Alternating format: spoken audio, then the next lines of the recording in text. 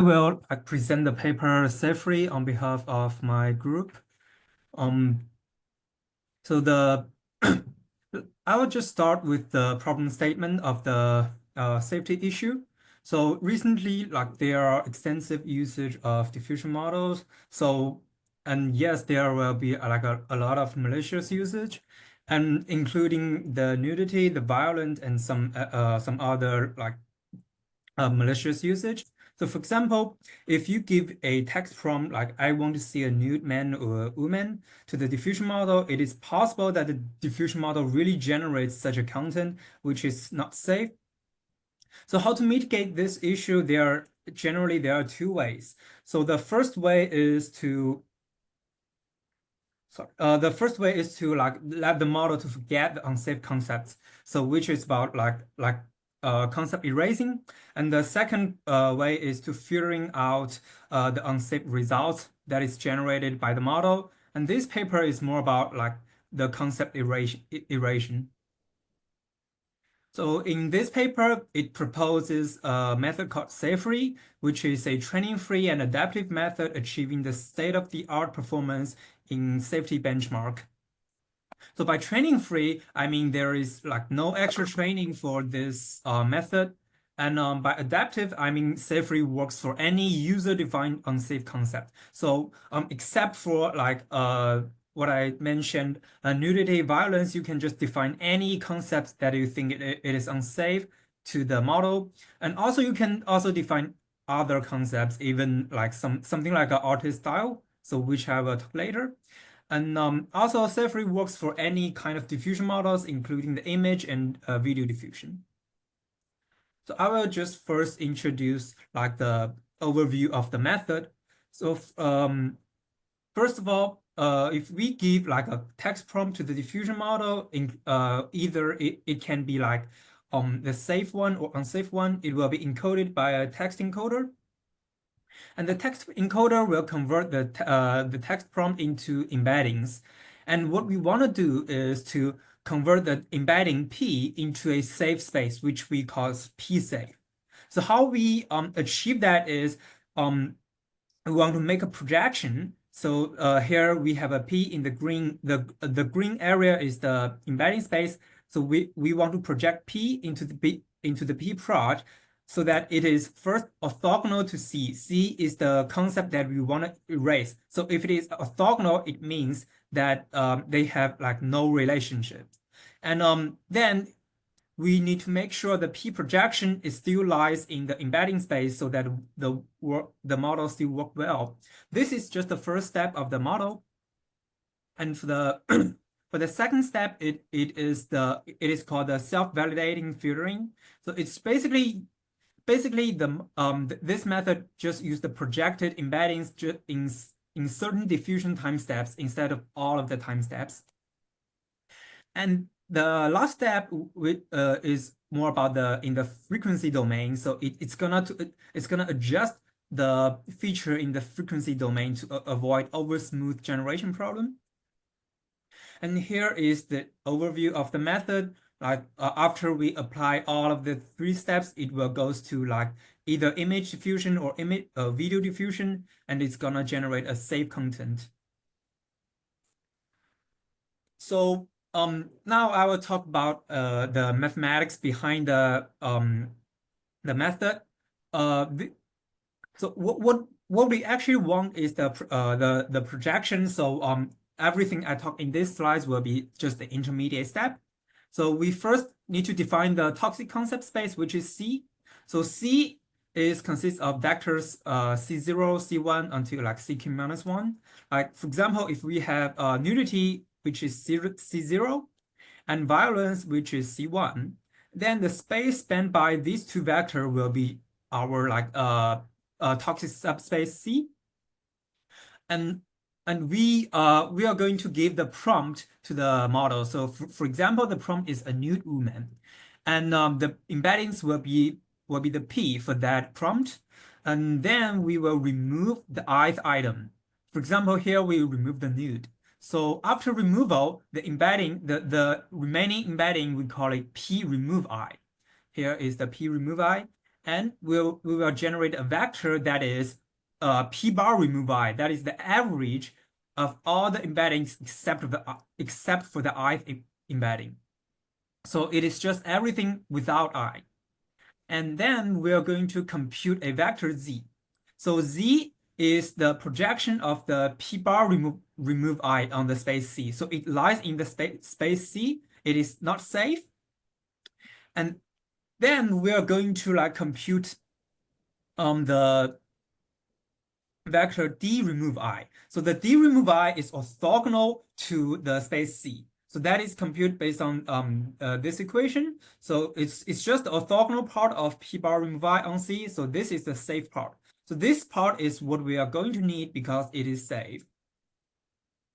So regarding the vector p, the vector d remove I, we actually have some property for that. For example, if we have a vector z and we have a vector p bar remove I, now we have the vector d remove I. So in this case, the vector d remove I has a relatively small norm. So you can see that this is short. And this means that p bar remove I is less safe than pi. And this means pi is safe because p bar remove I does not contain the ith component.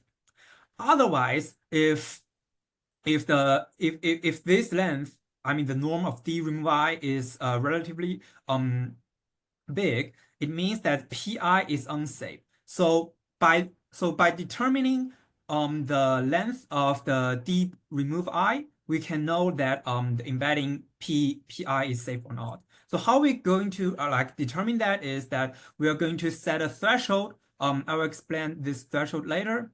It's just a relative threshold. So with that threshold, we are going to have a vector mi. So mi, if mi is 1, then it means that pi is unsafe. If mi is 0, it means pi is safe. And this threshold here is the average of the distance vector except for the ith. So here is the formula, and we scale it a little bit up. Like in the experiment, it's just 1.01 for the scaling for the scalar. So this is how we determine whether d remove I has relatively large norm or relatively small norm. So what we are going to need is the value m. So with that, we are going to be able to get our final result. So now then we're going to define a space which is the embedding space. Just recall it was the green space. So this is the embedding space, and then with the matrix I, we can compute the projection matrix onto I. So similarly, we can also compute the projection matrix onto C, and I minus P, the projection matrix onto C will be the projection matrix will be the transformation that can transform the vector P to be orthogonal to the unsafe space C. So this will be the safe components of the embedding P, and then we multiply it with the Pi. This is the projection matrix to the embedding space. And finally, the P-proj is the safe projection of embedding P to the original embedding space. And finally, based on the value of m, we are going to either use the projected embedding or use the original embedding, just based on whether it is 1 or 0. And here we just complete our goal. So we've successfully project the embedding P to be orthogonal to the toxic space, but still lying in the embedding space. And the second step, which is the self-validating validating filtering, it is motivated by this finding. It's from another paper, but so basically we are attacking the diffusion model with a unsafe prompt just for one time step, and it shows that the attack success rate just peaks around 800, like time step 800. This This means that the time step does matter during the adversarial attack, and especially for the relatively early stage, it is pretty important. The attack success rate is really high. So with that in mind, we're going to like kind of set a threshold, which is T prime. The T prime is the threshold for the step index in the sampling process. So it could be DDIM sampling or other sampling process. It's just a step index. And we are going to use that threshold to determine whether we are going to use P save or the original P. So if the current like step index is smaller than that threshold, we are going to use the P save. So here is um the the illustration, like we sample from a random noise to an image, and here is the T prime. So before like in the early stage before the T prime, we are going to use the P save, and after P prime, we just use the original P. And here we have a cosine similarity inside the threshold formula. So that basically says if we have a relatively safe prompt, then the cosine similarity is high because like P and P projection are both safe. We are going to end using the safe projection at a relatively early stage. On the contrary, if the prompt is toxic, that means the cosine similarity is low. Then we are going to end using the safe projection later. So we are going to use more like safe projection here. And for the third step, which is about the Fourier domain retention, so it's more about like the frequency information of the image. So here is an example, like the low frequency the information of the image is kind of the relatively blurred image, and the high frequency is about the edge information. So here is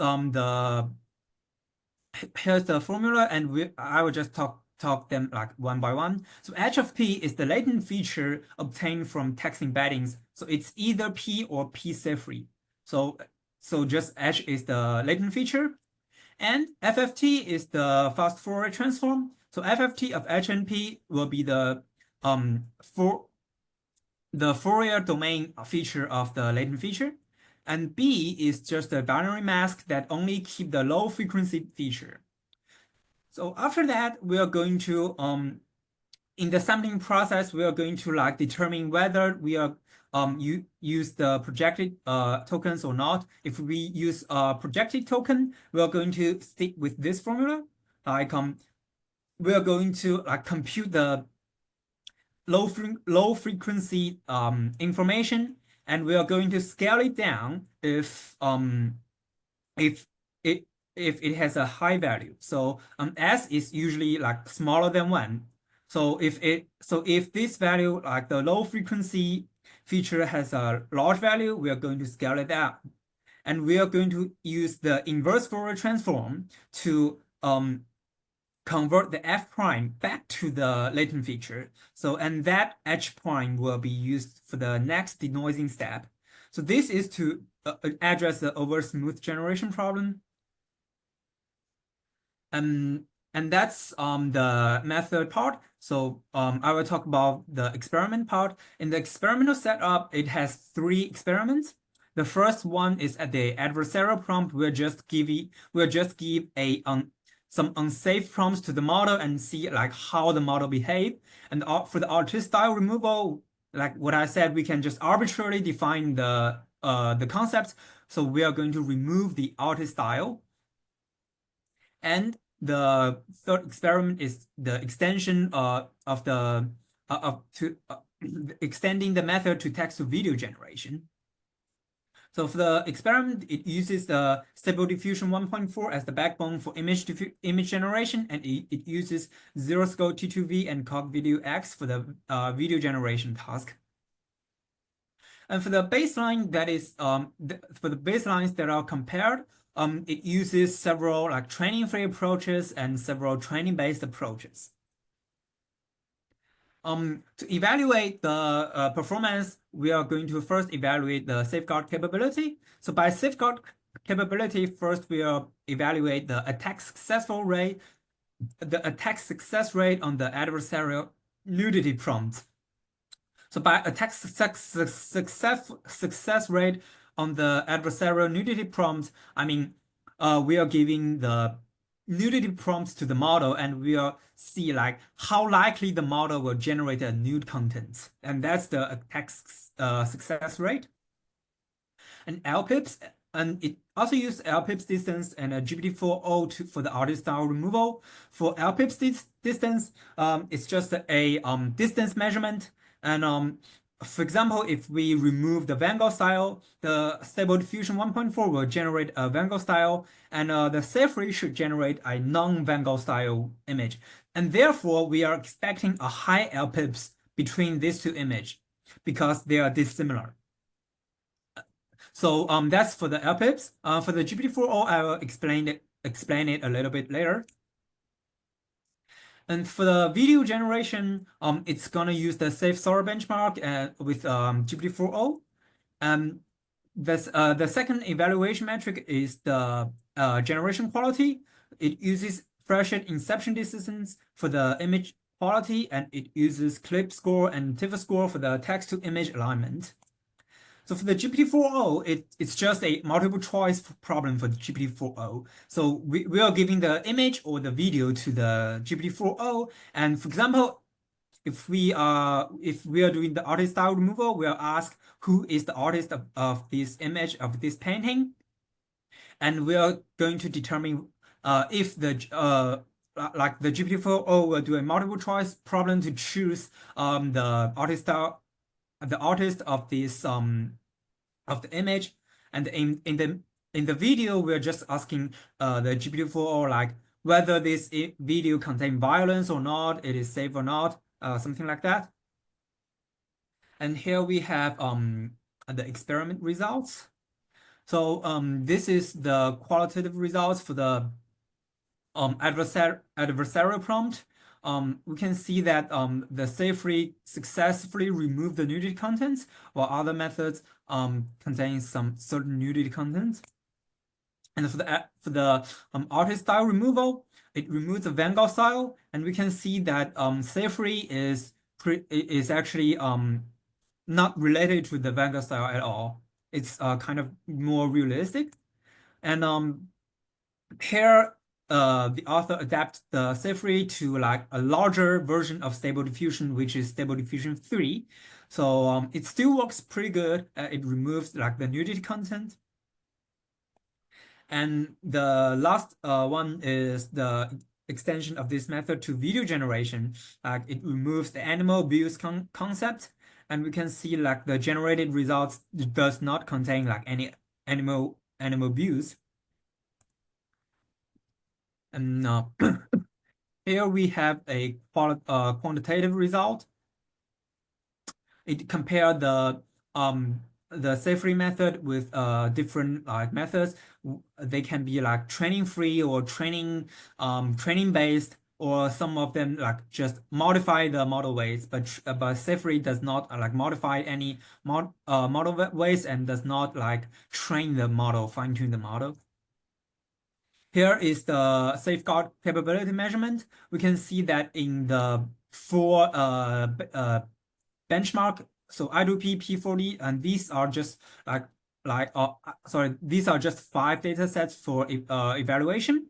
We can see that SAFREE achieves the state-of-the-art result, and it's much better than the training free and no weights modification methods. We can see that, and also it is really comparable with the training-based method. So like here we have the MACE. It achieves like a very strong method, but SAFREE is also comparable to that.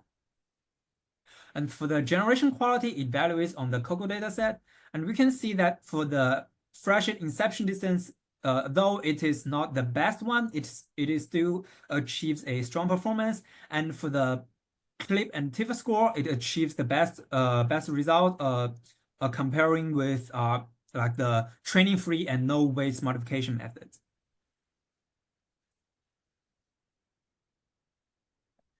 And here is like additional visualization of the nudity removing.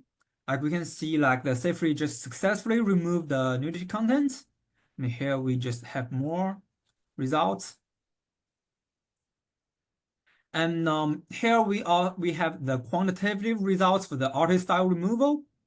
So LPIPS E is the dissimilarity measurement. It means the LPIPS for the removed concept. So for the removed concept, it is higher the better because we do not want the model to preserve that concept. So we can see that the SAFREE achieves the highest LPIPS distance in the removed concept. It means that it successfully removed the concept and just more like thoroughly than other methods. And for the LPIPS U, it is the LPIPS distance for the unremoved concept. So we actually want the model, the other concepts are not like impacted if when we remove the Van Gogh style or the Kelly McCurtain style.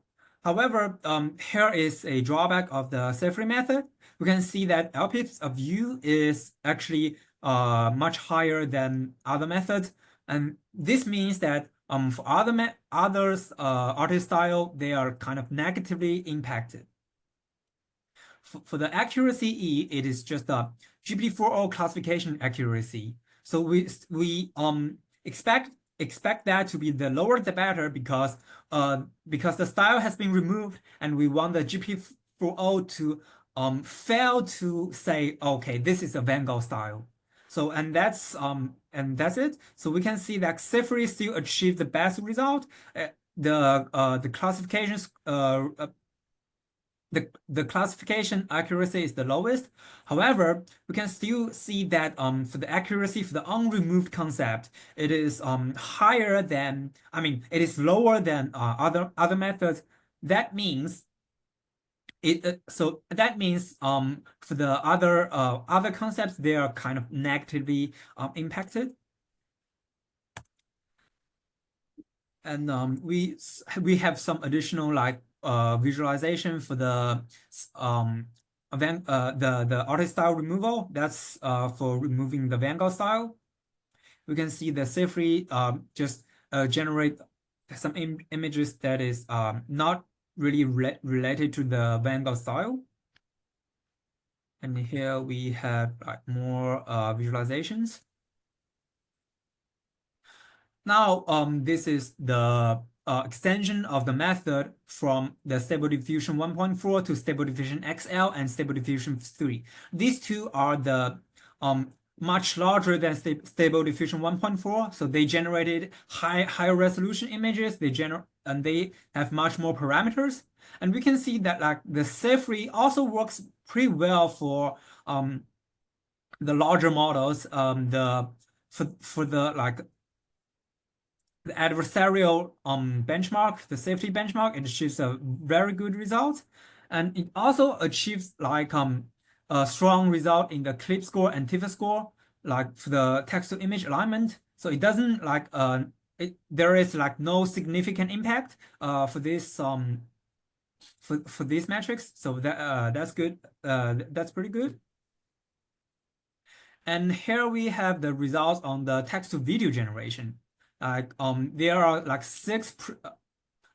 five defined concepts like violence, terrorism, racism, etc. And the GPT-4o will classify whether the video is violence or not, is terrorism or not, something like that. And here is the classification accuracy. So we can see that the original baseline the original baseline achieved like a high classification accuracy because it does contain like unsafe content. But after we apply SAFREE on that, the classification accuracy drop a lot. So it does successfully remove these unsafe content. And here we have additional visualization for the larger model of image generation. It's Stable Diffusion 3 and Stable Diffusion XL. We can see it works pretty well. And here is for the video generation. So they're censored because they contain like uh, contents that is not So I suitable. think that it took a quite long time. Just go to the big, end. Skip Okay. some conclusion slide. Yeah, skip all those things. Yeah. So in conclusion, like the SAFREE achieves the training-free result. I mean, it is a training-free and adaptive method that achieves the state of the art performance. So it does not alter the model weights, and the result is compatible to the training-based method, and it is highly flexible and adaptive because it can be used to any concepts and any models, including image diffusions and video diffusions. And that's all.